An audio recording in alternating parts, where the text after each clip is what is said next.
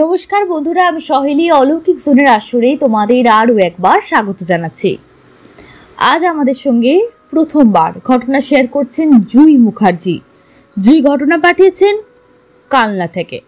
লিখছেন, দিদি আমি একটা ঘটনা শেয়ার করতে চাই। আমি কালনা থেকে লিখছি, আমার দিদাও ওখানেই থাকেন। এটা কালনারই ঘটনা। আমাদের বাড়ি গ্রামে, সেটা 2000-এর ঘটনা, মানে 2000 সালের কথা বলছেন। তখন আমি অনেকটাই ছোট। আমার দিদার খুব ফুল তোলার নেশা ছিল। রোজ উপরবেলা হলেই উনি ফুল তুলতে চলে যেতেন। আর আমাদের গ্রামে তখনকার দিনে অনেক লোক কম বাস করত, বাঁশঝাড় বেশি থাকতো। আমার দিদা আর পাশের বাড়ির এক মাসিও যেত সাথে। রোজ আমার দিদাকে ডেকে নিয়ে যেত। একদিন দিদা ঘুমাচ্ছে, বাড়ি থেকে একটা আওয়াজ আসে, বাড়ির বাইরে থেকে। দিদা উঠে বসে, তারপর আবার কিছুক্ষণ পর যেন কে ডাকে। দিদাকে ডাকতে থাকে। দিদা খুব মন দিয়ে শুনে।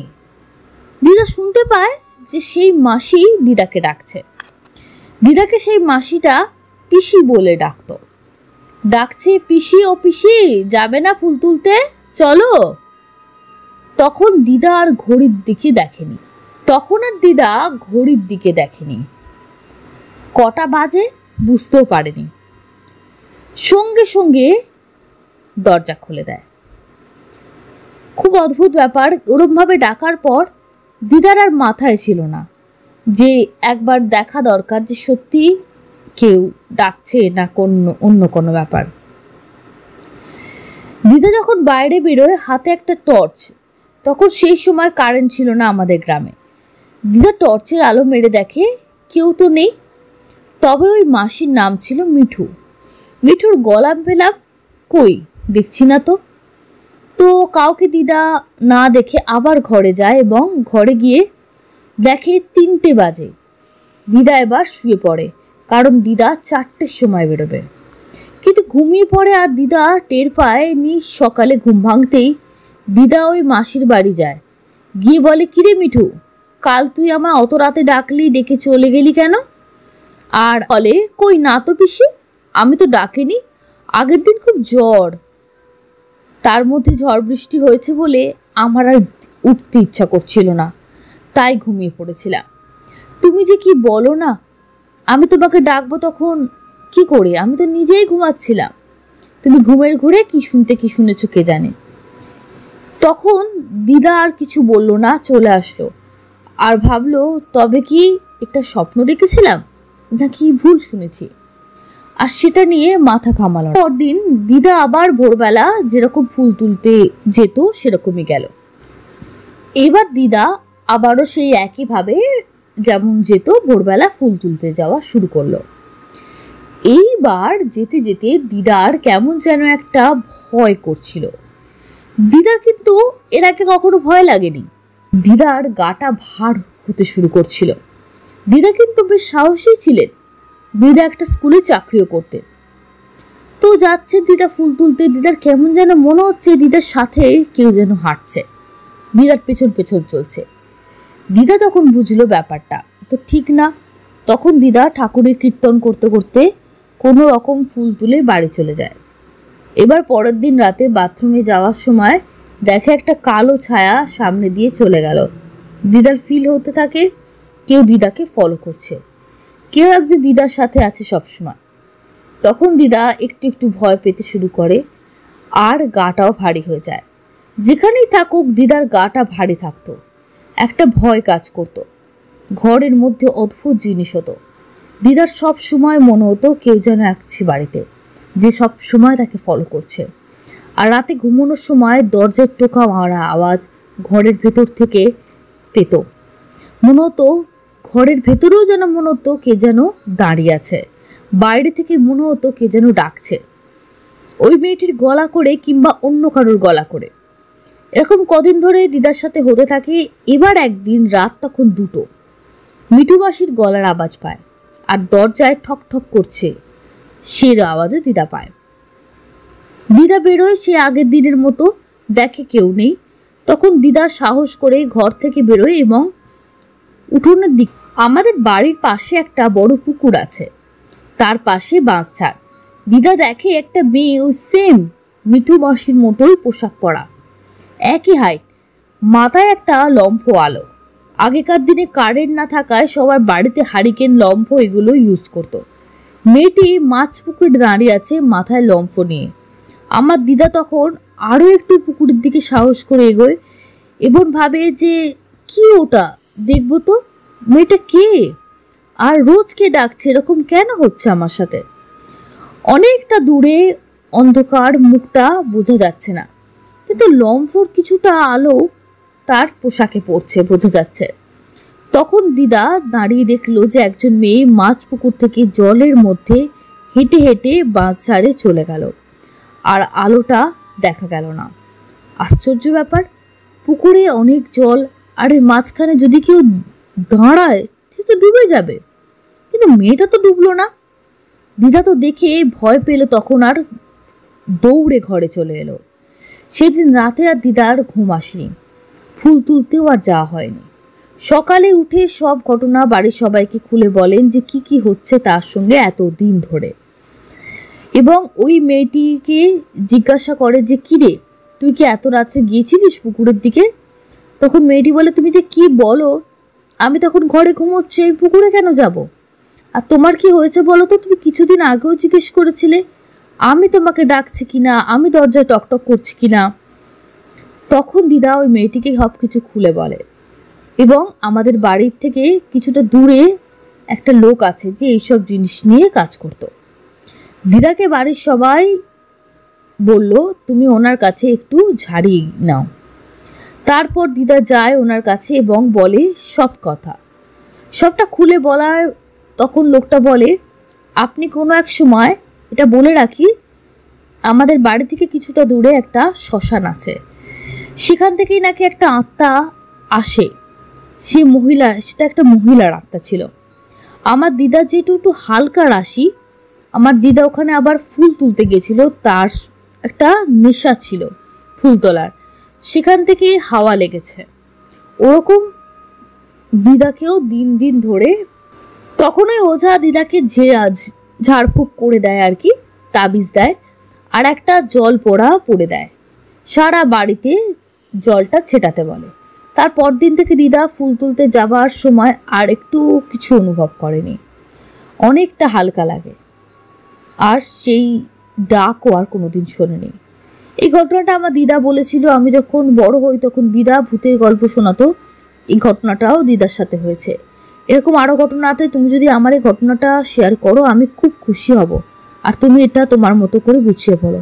ভালো করে গুছিয়ে লিখতে পারলাম না, না তুমি যা লিখেছো যথেষ্ট লিখেছো, অসংখ্য ধন্যবাদ তোমাকে। আশা করছি আগামী দিনেও তুমি আরও যে ঘটনাগুলো তোমার জানা সেগুলো শেয়ার করবে। থ্যাংক ইউ সো মাচ, খুব ভালো থেকো। আজকে দ্বিতীয় ঘটনা যা শোনাবো ওর নাম দামিনী। দামিনীর ঘটনা তোমরা এর আগেও শুনেছো, দামিনী বেলগুড়িয়া থেকে ঘটনা পাঠিয়েছে আরো একবার। বলছে, হ্যালো শৈলীদি, তোমাকে একটা কথা বলি, কথাটা প্রথমেই বলা উচিত ছিল কিন্তু এক্সাইটমেন্টের কারণে বলে উঠতে পারিনি। কারণটা এটাই যে আমি অলৌকিক জোনের পুরনো সাবস্ক্রাইবার আর শ্রোতা হিসাবে নতুন, মানে হলো চ্যানেলটা অনেকদিন আগে সাবস্ক্রাইব করে রেখেছিলাম, নোটিফিকেশনও আসতো, কিন্তু অনলাইন ক্লাস পড়াশোনার চাপে আমি ঘটনা শুনতে পারতাম না। যাই হোক, একটা ছোট্ট জিনিস শেয়ার করেছে, ঘটনা একটা শুনে যাচ্ছি, ঘটনা শেয়ার করছি। ঘটনাটা আমার এক বন্ধুর মা বাবার সাথে ঘটেছিল। যখন প্রাইমারি স্কুলে পড়তাম প্রতিটা ছুটিতে ওদের বাড়িতে সারা দিন থেকে বিকেলে বাড়ি ফিরতাম।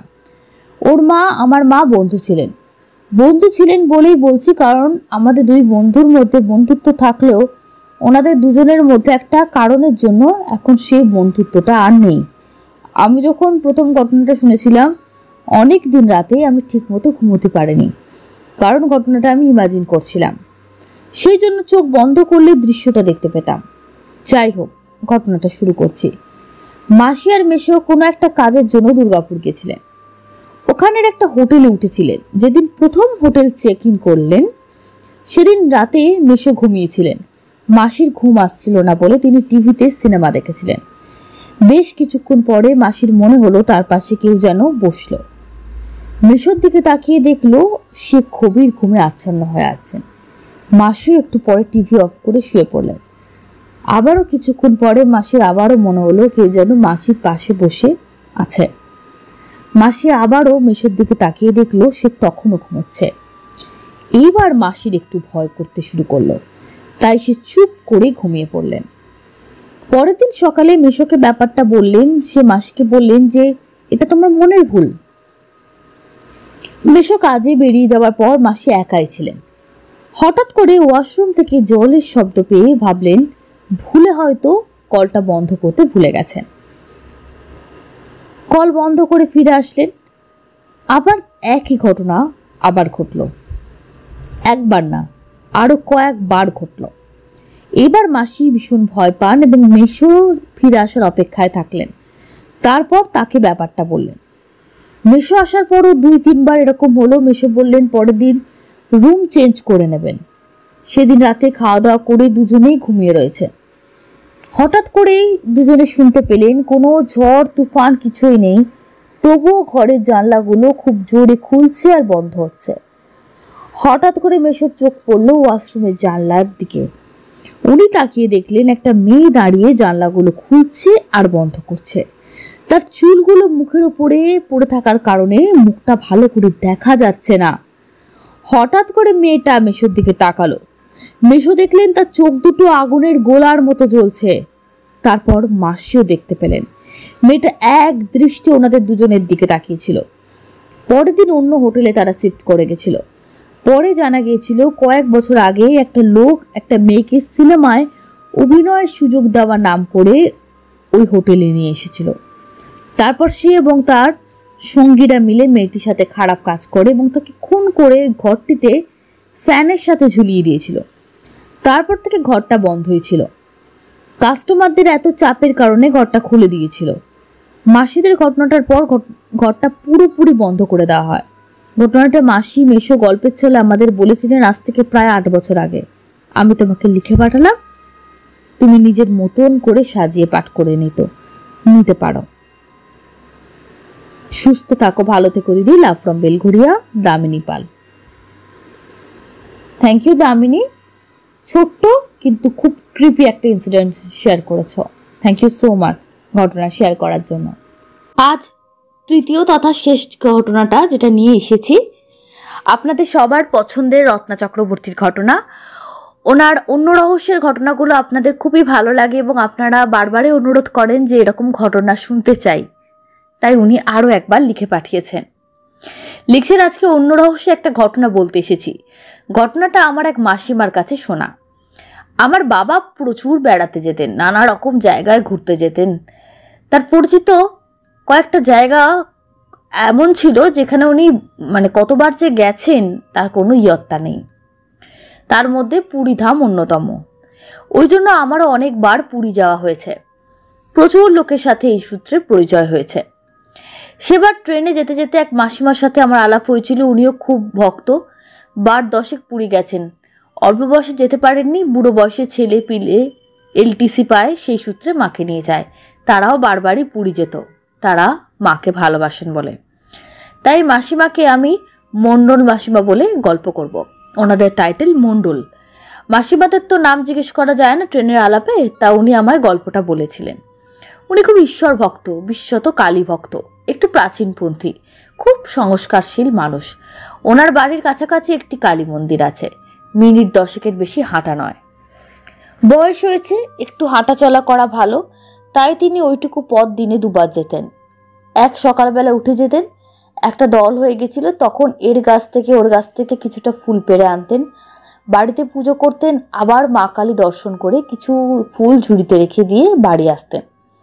তখন বেশি দাঁড়াতেন না, সকালে হুড়োহুড়ি থাকে, নিয়ম রক্ষা হাঁটতে যাওয়া। আর সন্ধ্যেবেলা একটু আগে আগে যেতেন আর 2-4 জন তারই বয়সী মহিলা, আরও অন্য যারা আসতো মন্দিরে, তাদের সাথে আরতি দেখতেন। সকাল সন্ধ্যা এই 2 সময় ছাড়া মন্দিরটার দরজা বন্ধ থাকতো। দরজা বলতে কাঠের দরজা না, গ্রিলের গেটটা বন্ধ থাকতো। বাইরে থেকে সবাই দেখতে পেত, কিন্তু ভেতরে ঢোকা যেত না। ওই গেটের ফাঁক দিয়ে হাত গলিয়ে কেউ কিছু পুজো দিলে দিয়ে যেতে পারত। এছাড়া প্রণামী বাক্স ছিল, সেখানেও অনেকে টাকা দিয়ে যেত। এখানে একটা কথা বলে রাখি, আমি অন্য রহস্যের ভক্তির গল্প লিখি ঠিক কথা, কিন্তু আমি অত ধর্ম টর্ম নিয়ম নীতি কিছু জানি না। মন্ত্রতন্ত্র আমি কিন্তু অত কিছু বুঝি না, নিজের মতো করে পুজো করি। আমার বাবা মা আমার সাক্ষাৎ গুরু ছিলেন। বাবা বলে গেছেন যে নিজের পুজো নিজেই করতে হয়। পুরোহিত যে পুজো করে তিনি পুরো জনের হিত, সকলের মঙ্গল করার জন্য পুজো করেন, যারা নিজেরা পুজো করতে পারেন না তাদের জন্য। আমরা বিচার আচার একটু কম বুঝতে পারি না, নিয়ম নীতিও অত কম বুঝি, কিন্তু একে অপরের ভাবনা ও বিশ্বাসকে শ্রদ্ধা করি। এই মণ্ডল মাসিমার ইচ্ছা ছিল তিনি ঠাকুরের ভোগ দেবেন, কিন্তু তিনি অব্রাহ্মণ ছিলেন। তা ওনার বাড়ির নিয়ম ছিল যে ওনারা ঠাকুরকে সমস্ত ফল প্রসাদ মিষ্টি দিতে পারবেন, রান্না করা অন্ন ভোগ দিতে পারবেন না। আমি যেমন আমার বাবার কথাকেই মান্যতা দিয়েছি, উনিও তেমন ওনার শ্বশুর বাড়ির নিয়ম নীতি সংস্কারকে মান্যতা দিতেন। উনি কখনো অন্ন ভোগ দিতে পারবেন না, প্রসাদ খেতে পারবেন কিন্তু খিচুড়ি বা ভাত রান্না করে ঈশ্বরকে দিতে পারবেন না। তাছাড়া দীক্ষা না হলে অনেকে ভোগ দিতে পারে না। যাই হোক, এই গল্পের উদ্দেশ্য তর্ক বিতর্ক করা না, যার যার মনের ব্যাপার। কিন্তু ওনার মনের খুব ইচ্ছা ছিল যদি কখনো ভোগ দিতে পারতেন বড্ড ভালো হতো। ওনার বাড়ির 2-4টে পরেই একটা অবাঙালি পরিবার থাকতো। তারা যেন মৈথিলি ব্রাহ্মণ ছিল। তাদের একটা মেয়ে ছিল, নাম ছিল দুলারি। এটা ভীষণ মিষ্টি দেখতে আর কুচকুচে কালো। কালোর উপর যে অত সুন্দর মুখে মায়া হয় ভাবা যায় না। তারা খুব মাসিমাকে ভালোবাসতেন, আর দুলারি তো মাসিমাকে বড্ড ভালোবাসত। মণ্ডল মাসিমার বাড়ির পেছন দিকে অল্প একটু বাগান মতো ছিল। ওই 2টো পেয়ারা গাছ, কুল গাছ ছিল আর কাঁঠাল গাছ ছিল। তাতে বেশ ভালো কাঁঠাল ধরতো। এঁচড় পেড়ে উনি পাড়ায় দিতেন, কাঁঠাল দিতেন। গাছে যত পেয়ারা হতো, কুল হতো, সব দুলারিকে ডেকে দিতেন। খুব ভালোবাসতেন। সময় অসময় এসে উঠোনে বসে তার সাথে গল্প করত। ভূতের গল্প, ঠাকুরের গল্প সেও শুনতে বড্ড ভালোবাসত। মাসিমা তাকে গল্প বলে শোনাতেন। পুরো বাংলায় কথা বলতো, হিন্দির একটু টান ছিল। সেবার মাসিমার গাছে নাকি অনেক এঁচড় হয়েছে। মাসিমার খুব খেতে ইচ্ছে যে এঁচড়ের তরকারি করবেন। সচেতনভাবে নয়, অবচেতনভাবেই ভেবেছিলেন যদি ঠাকুরকে দেওয়া যেত। মনে মনে ভাবলেন তাহলে এক কাজ করবেন, ঠাকুরের মন্দিরে একটা এঁচড় নামিয়ে দিয়ে আসবেন। অমাবস্যায় ওখানে ঠাকুরমশাই ভোগ রান্না করেন। যারা যায় তাদের হাতে ওই শাল পাতার ছোট বাটি করে প্রসাদ দেন। ফলে আর আনাজে তো দোষ নেই। উনি দিয়ে আসলে এঁচড়ের তরকারি হলে ঠাকুর ভোগ খাবেন। খিচুড়ির একটা তরকারি, কখনো খিচুড়ি, একটু বেগুন ভাজা, এরকম সামান্য জিনিসই ভোগে দেওয়া হতো। কারো বাড়ি টাড়ি পাঠানো হতো না, যারাই নমস্কার করে যেত তাদের হাতে দেওয়া হতো। ঠাকুরমশাইয়ের হাত দিয়ে মায়ের ভোগ হবে, 5 জনে খাবে, এটা ওনার বড্ড ইচ্ছে। 2 দিন দেরি আছে অমাবস্যার। উনি কি করেছেন, যখন গেট খোলা ছিল তখন গিয়ে 2টো এঁচড় নামিয়ে দিয়ে চলে এসেছেন। তারপর বাড়িতে তরকারি রান্না করেছেন, ঘি গরম মশলা দিয়ে খুব ভালো করে তরকারি করেছেন। বলতে আমি একদম ভুলে গেছি, মন্দিরে রামকৃষ্ণদেবের, সারদা মা এবং বামা খেপার ছবি ছিল। খুব ভালো লাগতো। রামকৃষ্ণদেবের কাছে মা তো মেয়ে ছিলেন, মেয়ে হয়ে ধরা দিয়েছিলেন, তার হাতে খেতে ভালোবাসতেন। এসব গল্প শুনতে পড়তে উনিও খুব ভালোবাসতেন। যাই হোক, উনি তো বাড়ির জন্য এঁচড়ের তরকারি রান্না করেছেন। দুলারিদের আস্ত এঁচড় দিয়ে এসেছেন। দুলারিদের বাড়িতে কিন্তু রান্না করার তরকারি দেন না, ওরা সবার হাতে খায় না, বিচার আছে ওদের। সেদিন বিকালবেলা একটু ঝড় বৃষ্টি মতো হয়েছে, বিকেলে বেরোনো হয়নি। সন্ধ্যার দিকটা উনি ভাবলেন একবার মন্দিরটা ঘুরে আসবেন। হাঁটাটাও অভ্যেস হয়ে গেছে। তখন আরতি হয়ে গেছে নিঃসন্দেহে, কারণ কি সন্ধে পেরিয়ে গেছে। ঠাকুরমশাই তো মন্দিরের কাছাকাছি থাকেন, সময় ধরে পুজো করেন। এখন দরজায় তালা পড়ে গেছে, তাও একবার দেখে আসবেন। উনি গেছেন মন্দিরে ঠাকুর দেখতে। মন্দিরের ভেতরে একটা অল্প পাওয়ারে আলো সারা রাত জ্বলে, আর রাস্তার ধারে বড় লাইট পোস্ট আছে, তাতে সামনের দিকটা একটু আলো হয়। মধ্যখানে যেটুকু পথ সেটুকু আলো আঁধারি থাকে। চওড়া সিঁড়ি দিয়ে মন্দিরে উঠতে হয়। গিয়ে দেখেন সেখানে কে একজন বসে আছে। ঠাকুর প্রণাম করে তাকিয়ে দেখে অবাক হয়ে গেলেন, দুলারি বসে আছে। দুলারির হাতে ভাত আর তরকারি আছে। উনি বললেন, এই দুলারি, এখানে কেন খাচ্ছিস রে? একগাল হেসে বলল, ভোগ খাচ্ছি, ভাত আর এঁচড়ের তরকারি। এত অবাক হয়ে গেছেন মণ্ডল মাসিমা, বলার কথা না। প্রথম কথা, দুলারি যেখানে সেখানে খায় না, আর এরকম একটা জায়গায় বসে খাবার মতন মেয়ে তো সে নয়। সেক্ষেত্রে ভোগ নিয়ে দুলারি বাড়ি যেত, বাড়ি গিয়ে খেত। তাকে এত ভালোবাসে, তাকেও হয়তো একটু দিত। এছাড়া অমাবস্যা ভোগ হয় না মন্দিরে, তাও ভাত খিচুড়ি নয়। অবশ্য এমন হতে পারে কারো কোনো মানত ছিল, সে ভোগ দিয়ে গেছে, তেমন যদিও কেউ দেয় না আজকাল। অবশ্য আজকে মঙ্গলবার ভোগ দেওয়াটা অস্বাভাবিক নয়, তবে সেরকম হলে আরও লোক থাকবে। অল্প আলোয় যা দেখলেন, বেশ অনেকটা তরকারি পাতে রয়েছে, হাতে চেটে চেটে তরকারি খাচ্ছে। মাসিমাকে বলল তরকারিটা খুব ভালো খেতে হয়েছে, নুন কম আছে, আমি একটু নুন কম খেতে ভালোবাসি, আমার তাই বেশি ভালো লেগেছে। মাসিমা বলল, তুই ঝড় বৃষ্টিতে এখানে এসেছিস, এখানে বসে খেলি কেন, বাড়ি নিয়ে যেতে পারতিস। কে দিল তোকে ভোগটা? সে খেতে খেতে ঘাড় নেড়ে বলল, এক ভক্ত, এখানেই খেলাম, আর আমাকে খাওয়াতে ইচ্ছে হয়েছিল তাই। মাসিমা দেখলেন আবার বিদ্যুৎ চমকাচ্ছে। তিনি বললেন, দুলারি বাড়ি চল মা, বৃষ্টি আসছে, চ, আমি ঘরে ফিরবো, তুইও যাবি আমার সঙ্গে, চল ওঠ। দুলারি হেসে বলল, তুমি যাও, আরও একজন আছে আমার সঙ্গে দেখা করবে বলে, সে গেলে আমি বাড়ি যাব, তুমি চলে যাও, আমি উনি চলে গেলেই যাব। মাসিমা দূর থেকে দেখলেন একজন মহিলা আসছেন, দেখে মনে হলো পালবাবুশ্রী, উনিও রোজ আসেন, তাহলে দুলারি ওর সাথে চলে যাবে, দুলারি ওনাকেও খুব ভালোবাসে। মণ্ডল মাসিমার অপেক্ষা করলেন না, হন হন করে বাড়ি চলে গেলেন।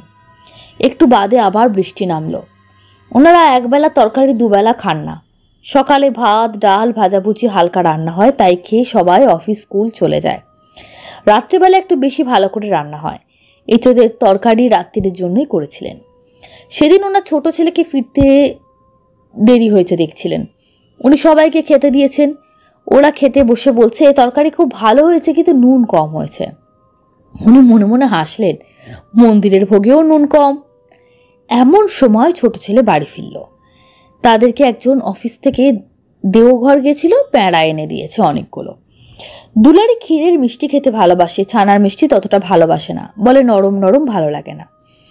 উনি বললেন, আর জামা কাপড় ছাড়িস না, যা তো দুলারির বাড়ি যা, দুলারিতে 4টে দিয়ে আয়।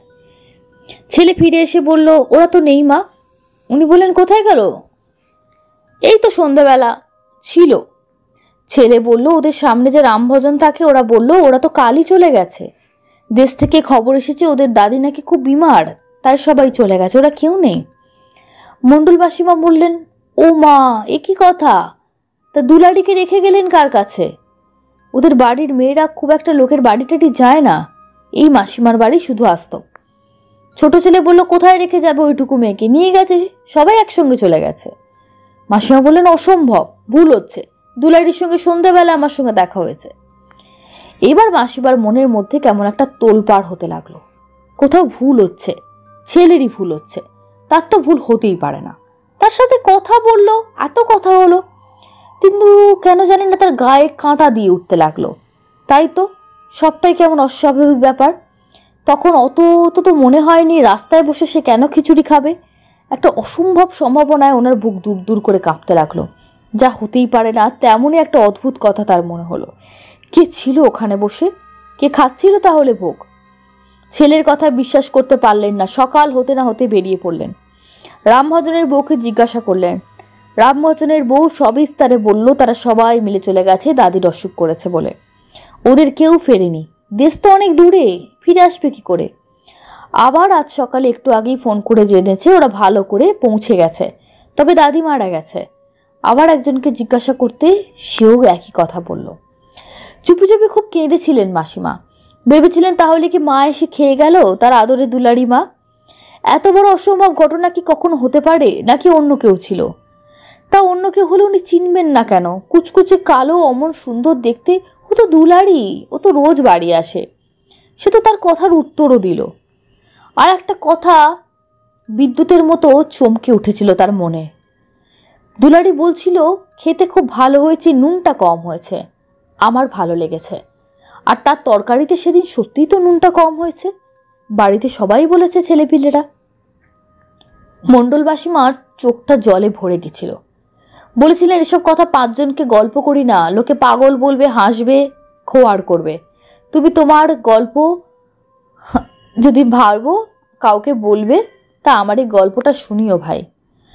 মণ্ডল ভীষণ জাতির বিচার ছিল। আমার নমস্কার উনি নেবেন না, কিন্তু আমার তো ইচ্ছা করছিল পায়ে মাথা ঠেকিয়ে প্রণাম করি। তা পারলাম না বলে ওনার দুটো হাত আমার কপালে ঠেকিয়ে বুকে চোপে ধরলাম। ওনাকে বিশ্বাসে আঘাত দিয়ে কষ্ট দিয়ে তো লাভ নেই। আমি কি মানি না সেটা বড় কথা না, উনি কি ভাবেন সেটা বড় কথা। উনি দুলারিকে দিয়ে ভগবানের দর্শন পেয়েছিলেন, আমি ওনাকে দেখি ভগবানের দর্শন পেলাম। ওনারা খড়গপুরে নেমে গেলেন। আমি এই ঘটনাটা ভুলতে পারিনি। আমার মনে হয়েছিল যেন আমার গায়ে পূর্ণ স্পর্শ লেগে আছে। কত বড় ভাগ্যবতী হলেই এমন ঘটনা করতে পারে। এই ঘটনা নিশ্চয়ই কোনো ব্যাখ্যা থাকলেও থাকতে পারে, আমার কাছে জানা নেই। আমার কথা একটাই, মাই যদি দুলারি হয়ে খেতে এসেছিলেন মাসিমার কাছে, মাসিমার যে অন্তর থেকে ইচ্ছা ছিল যে মাকে ভোগ রেঁধে খাওয়াবেন, কিন্তু যেহেতু উনি মণ্ডল জাতির ব্রাহ্মণ ঘরের মহিলা নন, ভোগ দেওয়ার বিধান আমাদের সমাজে নেই।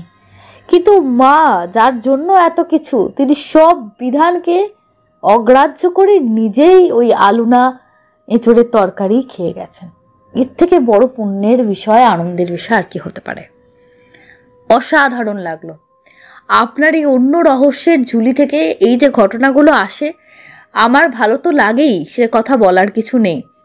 অলৌকিক জনের বন্ধুদেরও প্রচণ্ড ভালো লাগে। আশা করি আজকের এই ঘটনাটাও তাদের মন ছুঁয়ে যাবে। কি বন্ধুরা, ঠিক বললাম তো?